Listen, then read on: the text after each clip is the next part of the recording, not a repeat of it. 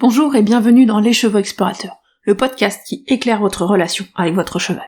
Ensemble, nous allons explorer les notions d'autonomie, de lien, de mouvement et bien d'autres encore. Moi, c'est Émilie, et je vous accompagne dans vos interrogations, dans la découverte de nouveaux chemins, et surtout dans la construction de la relation dont vous rêvez avec votre cheval. C'est parti! Bonjour à toi, bienvenue dans ce nouvel épisode des Chevaux Explorateurs. Aujourd'hui, j'ai envie de commencer par te raconter une petite anecdote qui m'est arrivée la semaine dernière entre ma jument et ma maman, en fait. J'ai eu des journées un petit peu très pleines la semaine dernière, j'étais un petit peu débordée, donc il y a un jour, j'ai dit à ma mère, j'ai pas le temps d'aller voir les chevaux, est-ce que tu peux aller vérifier que tout le monde va bien, qu'il y a de l'eau, enfin, voilà, d'aller vérifier un petit peu au quotidien. Et en fait, ma maman, c'est quelqu'un qui aime beaucoup les chevaux, mais c'est pas une femme de cheval, elle côtoie surtout mes chevaux, mais elle ne travaille pas des chevaux au quotidien, elle a pas de chevaux à elle. Et quand je l'ai revue après, quand je la recroise, elle me dit, mais Jasmine, elle m'a impressionnée. Elle m'a vraiment surprise, mais dans le bon sens du terme. Tout simplement parce que quand elle est arrivée, Jasmine est venue lui dire bonjour. Et puis très rapidement, elle s'est éloignée et elle a été rejoindre son bac à eau. Et elle regardait ma maman et son bac à eau. Et en fait, ma maman, elle a été voir le bac à eau et elle a bien compris le message de ma jument qui était « il y a plus d'eau ». Pas de bol, voilà, c'est tombé un jour où ils avaient fini l'eau. Et elle m'a dit, elle a vraiment été surprise par cette façon qu'avait Jasmine de communiquer, c'est-à-dire de lui exprimer très clairement la problématique qu'il y avait, et vraiment de lui demander de l'aide et une solution à son problème. Et ça, c'est un truc que je trouve absolument génial, c'est de voir aujourd'hui comment Jasmine est capable de communiquer avec les humains, d'exprimer ses besoins, de faire clairement comprendre ce qu'elle attend. Et là, j'ai soif. Quoique c'est aussi très souvent, ça gratte là, sur les fesses. Soyons très précis, et qu'elle est capable de le faire avec des humains qui ne côtoient pas des chevaux au quotidien, c'est-à-dire qui n'ont pas forcément la subtilité de lecture d'un cheval. Là, elle a su très clairement se faire comprendre et à transmettre son message. Et si les cavaliers du club où était Jasmine la voyaient aujourd'hui, je pense qu'ils seraient très surpris. Il y en a peut-être qui m'écoutent d'ailleurs. C'était pas du tout cette jument-là avant qu'elle arrive à mes côtés. C'est une jument qui était beaucoup plus pas très communicante avec l'humain et pas du tout à l'aise avec les autres. On l'appelait aimable, c'est pour vous dire. Pourquoi je vous raconte cette anecdote ? En fait, parce que cette évolution-là que j'ai dans chez ma jument plutôt, c'est vraiment le truc incroyable que je trouve, c'est cette capacité, aujourd'hui à communiquer. Et que ça, c'est venu quelque part par l'approche de travail qu'on a eu ensemble. Et je reviens à la thématique de cette saison du podcast qui est ce que j'ai appris grâce au clicker training. Et j'ai vraiment appris, grâce à elle, que ce changement dans nos quotidiens pouvait venir d'un changement dans nos pratiques au travail qui vont aller se refléter dans nos interactions quotidiennes. Et donc vraiment, j'avais envie de vous parler un petit peu aujourd'hui, comment j'en suis venue au clicker training et avoir cette évolution-là avec Jasmine, avec tous mes chevaux. Et aussi, un des résultats de ça, c'est que j'aime tellement ce que ça nous a apporté que j'ai envie de vous le transmettre. Et donc, en fait, j'ai créé un programme en ligne qui s'appelle Devenir autonome en clicker training. Et j'ouvre aujourd'hui une nouvelle session de ce programme. Donc à la fin de cet épisode, je te présenterai plus en détail ce programme et évidemment tu as le lien pour t'inscrire dans la description de l'épisode.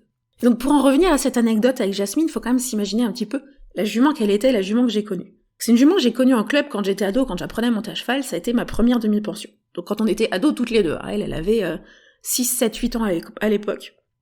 Et du coup, c'est une jument que je me suis attachée parce que c'était ma demi-pension. Et quand elle est partie à la retraite, le moniteur du club me l'a proposé et j'ai pas pu faire autrement que de dire oui.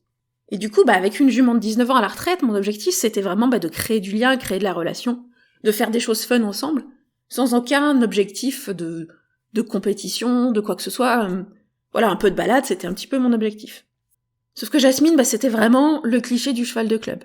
Le cliché du cheval de club qui est éteint, qui a plus envie de rien, qui fait les choses, qui est plus ou moins sage parce que il faut faire, parce qu'on a appris à faire, quoi.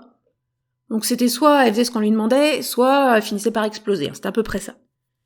En plus, c'était même le cliché du cheval de club dont personne ne veut. C'était, à part 2-3 cavaliers qu'il aimait bien, c'était celle que personne n'aimait au club. Donc ça vous donne un petit peu de l'idée de la jument qui est venue me rejoindre. Et donc moi, quand elle est revenue dans ma vie, je lui ai remis une vie de cheval, lui ai permis de vivre au pré en troupeau. Puis je sentais bien que là où elle était bien, c'était au pré au troupeau, avec l'humaine, ok, mais est-ce que c'est vraiment intéressant ce qu'on fait ? Et c'est vraiment là où je me suis dit, mais comment je peux faire pour que ma jument trouve du plaisir à être avec moi ? Et j'ai commencé, comme beaucoup d'entre vous, avec le livre d'Hélène Roche, qui est Motiver son cheval.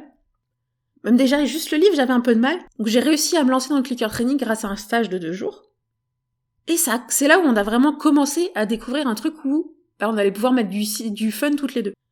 Mais quelque part, j'ai fait ça un petit peu en plus, mais au fond, je gardais mes mêmes habitudes, mes mêmes interactions avec le cheval que j'avais appris avant. Et donc ça va faire 6 ans que Jasmine est avec moi, donc vous imaginez bien qu'à l'époque, c'était un petit peu compliqué de trouver des personnes qui travaillaient en renforcement positif, en clicker training, même très compliqué. Du coup, j'ai voulu envie d'aller creuser cette relation, de chercher une approche qui correspondait à mes valeurs, à cette recherche d'interaction avec le cheval, de communication, de comprendre son cheval. Donc là, c'est l'époque où First, c'est à peu près 1 an après, est vraiment revenu dans ma vie de manière définitive. Donc c'était un jeune poulain, il avait pas encore tout à fait 3 ans.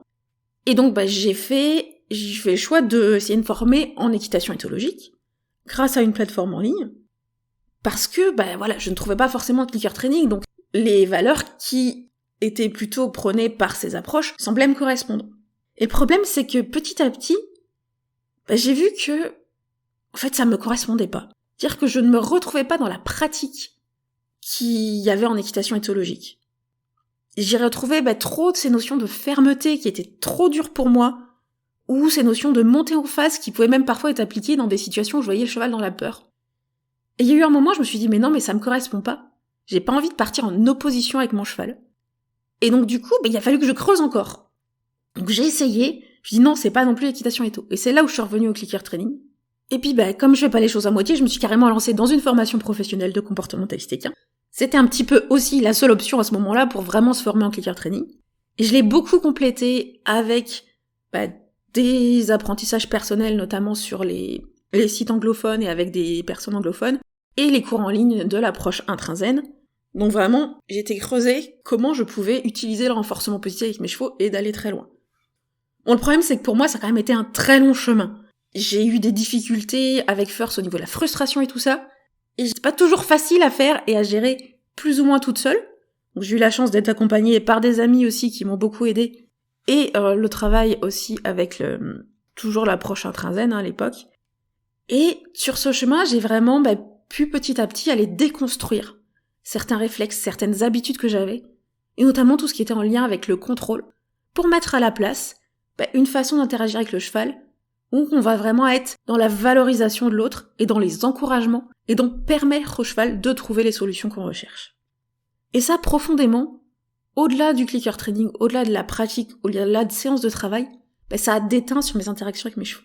Parce que ça a permis à mes chevaux, petit à petit, de savoir qu'ils seraient entendus, de développer une volonté de communiquer, non seulement avec moi, mais aussi avec les autres humains, comme on l'a vu avec Jasmine, qui clairement a développé la volonté de communiquer avec les autres, comme ma maman, pour lui dire « j'ai soif ». Et ça, c'est vraiment quelque chose qui se construit en profondeur, et pour moi, ça m'a pris beaucoup de temps, mine de rien. Et ça m'a obligée à passer par une formation professionnelle. Plus d'autres formations en anglais. Ça peut faire beaucoup, je sais, c'est peut-être pas forcément votre objectif. Et c'est pour tout ça, aujourd'hui, que j'ai créé mon programme Devenir autonome en clicker training. Parce que j'ai vraiment envie de vous transmettre toutes les clés du clicker training, mais pour travailler avec votre cheval, sans avoir besoin d'aller chercher des solutions en anglais ou des formations professionnelles complètes, chères et longues. Donc aujourd'hui, je vous propose de rejoindre ce programme, qui est vraiment un programme de 4 mois d'accompagnement pour l'objectif de te permettre de construire ou de reconstruire une relation qui sera joyeuse et sereine avec ton cheval.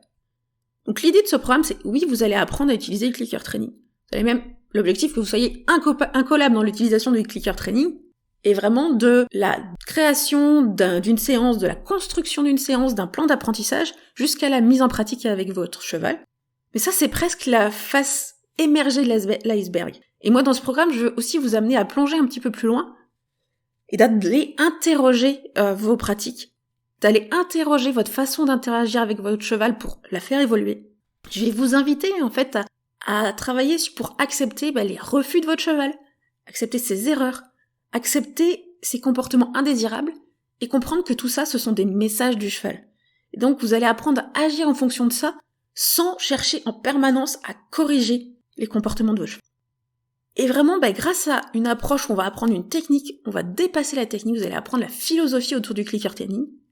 Et c'est ce qui va permettre à votre cheval de s'ouvrir et vraiment d'oser communiquer avec vous et de savoir comment vous communiquer avec vous pour être entendu et pour être acteur dans vos séances de travail. Donc vraiment, voilà l'objectif de ce programme. c'est vous amener à changer cet état d'esprit, de passer de la correction à la valorisation, et de changer tout votre quotidien avec votre cheval pour avoir un cheval qui est demandeur de séances de travail. Même si vous êtes au pré sur l'herbe, vous allez avoir un cheval qui va avoir envie d'interagir avec vous.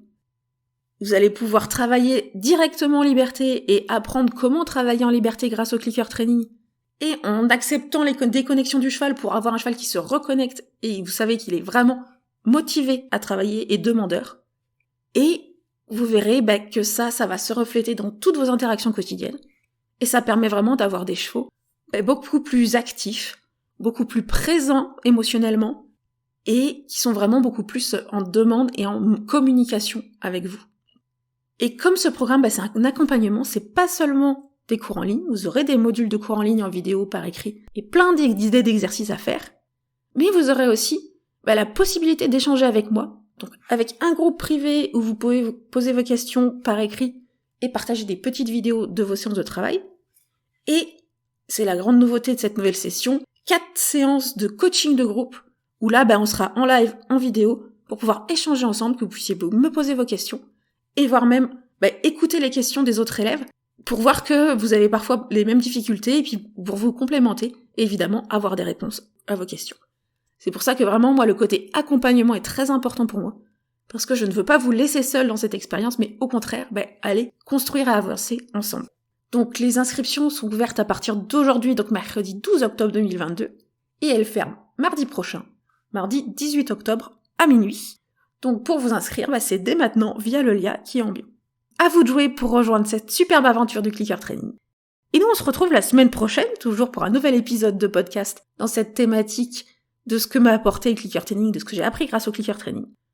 J'hésite encore sur le sujet, donc on parlera peut-être de liberté, peut-être de ma relation au code et de comment je perçois les codes dans le travail du cheval, ou encore on parlera peut-être de pression en renforcement positif. Donc ça fait partie de tous les sujets que j'ai envie d'aborder dans cette saison de podcast.